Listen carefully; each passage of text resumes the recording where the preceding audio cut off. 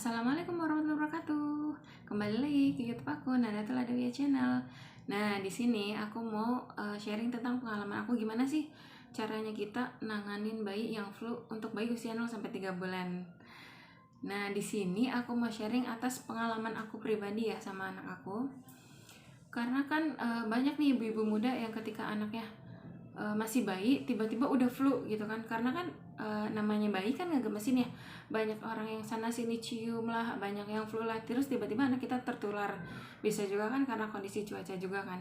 Tapi namanya bayi 0 sampai 3 bulan kan flu, kita juga bagi seorang ibu pasti kan khawatir ya, karena kan bayi itu belum bisa minum obat-obatan gitu. Nah, di sini aku mau share pengalaman aku gimana sih caranya kita nanganin flu pada saat bayi masih usia 0 sampai 3 bulan. Nah, di sini atas pengalaman aku sendiri nanganin anak aku flu di usia waktu itu anak kedua aku Abad itu usia mau ke 3 bulan dia tiba-tiba flu karena kakaknya flu, abangnya flu. Karena mereka kan tidurnya sekamar, pasti kan tertular dong gitu ya. Nah, yang pertama yang aku lakuin adalah jangan sampai ini anak dehidrasi. Aku asupin terus ASI, terus aku kasih ASI terus yang kalau bisa sebanyak mungkin, karena kan dia nggak bisa makan atau minum apapun selain ASI kita kan ya. Terus namanya bayi itu kan nggak bisa ngeluarin lendir ya, apalagi lendir yang kental gitu kan ya. Kita nggak bisa ngebantu dia lewat cara nyedot hidungnya lewat mulut, itu kan nggak boleh ya, karena itu kan bakteri. Nah, di sini pun aku kan nggak gunain alat aspirator untuk nyedot lendir bayi ya gitu. Aku nggak gunain sama sekali.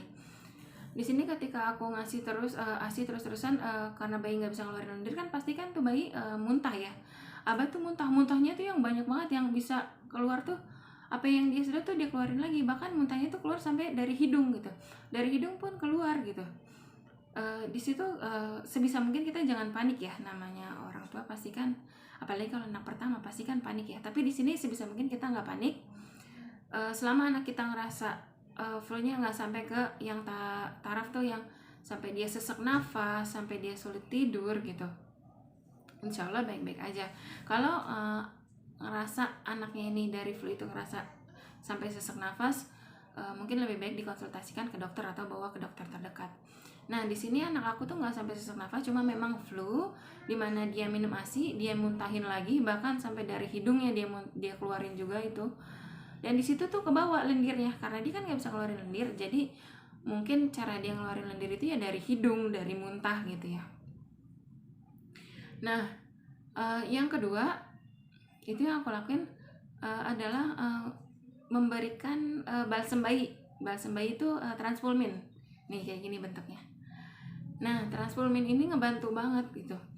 Untuk kulit anak yang gak sensitif ya, bisa dikasih Transfulmin sesering mungkin, bisa 4-5 kali ya, untuk tipis-tipis aja.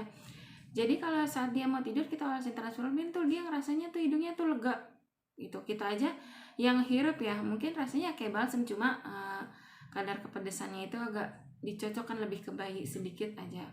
Itu dikasih Transfulmin bisa 4-5 kali sehari semalam. Nah, Transfulmin itu balsem untuk bayi yang bisa dioleskan di dada bayi atau di punggung bayi. Itu gunanya untuk meredakan flu-nya juga. Nah, yang ketiga, di sini saya jemur bayinya dijemur. Jadi sebelum mandi itu bayinya dijemur antara 10-20 menit kita jemur. Depannya, belakangnya kita tengkurapin, kita jemur di setiap pagi, kalau bisa setiap hari kalau memang ada mataharinya, kalau nggak musim hujan.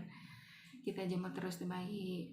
Nah, yang keempat, di sini saya pakai alternatif cara orang dulu gitu ya. Kita irisin 3 siung bawang, campur 2-3 tetes minyak kayu putih. Kita taruh di piring, kita taruh aja di pojokan kamar, jangan dekat-dekat bayi. Paling nggak itu bisa jadi aromaterapi di dalam kamar buat si bayi. Karena kan minyak putihnya juga nggak terlalu banyak, bawangnya juga nggak terlalu banyak, jadi nggak terlalu pedes di mata bayi. Juga kan jaraknya dari bayi kan juga agak jauh ya gitu. Sekian dulu video dari saya, insya Allah semoga ngebantu buat ibu-ibu muda di luar sana. Jangan lupa like, comment, and subscribe, dan jangan lupa di share ke sosial media kalian semua. Semoga bisa membantu untuk mengatasi flu bayi ini. Assalamualaikum warahmatullahi wabarakatuh.